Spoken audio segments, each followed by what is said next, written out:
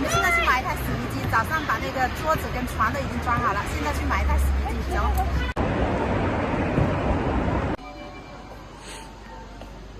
看到这台吧，这个是海尔的哦。那还有这个小天鹅的，它们价位差不多。哎，老板娘，海尔跟小天鹅的话，哪款性价比高一些？小天鹅啊，这个是10公斤的啊。不带烘干的多少米啊？不带烘干的。那烘干跟不烘干的话，就是你平时就少一个烘干功能，其他都差不多。对啊。那烘干的那个作用大不大呀？你家有没有干衣机？没有。烘干是不是要很长时间啊？2个小时啊。这么久啊？对啊。天哪，都一直在工作。对，一直在工作的。我们就选了这台海尔10公斤的，不带烘干的。刚才问了那个工作人员，烘干也要2个小时，想着没必要，我们阳台有那么大，到时候拖个水晾一下就干了。啊，呢度啊，就我呢度。海爾嘅199係咪？係。就攞呢台啦。保修嗰啲咩？發個微信俾我，我就買去燙。洗衣机已经买好了，买了那个海尔的10公斤的，但是他要明天才送货，今天就不送了。我们现在去把我们的户口迁进来，就迁我们3母子的，我跟2个孩子的。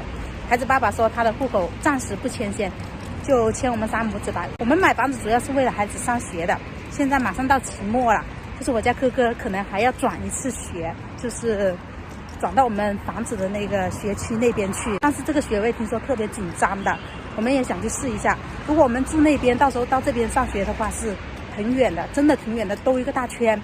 我们先去试一下吧，现在也临近期末了。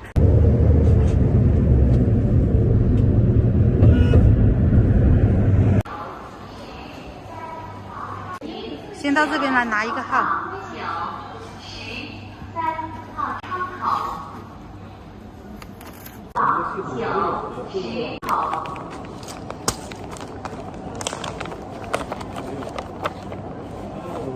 你做吗？累了，哎，做一下。先填份表。还有那个出生时分，这个应该不用写吧？不用了，不用了，不用了，不用了。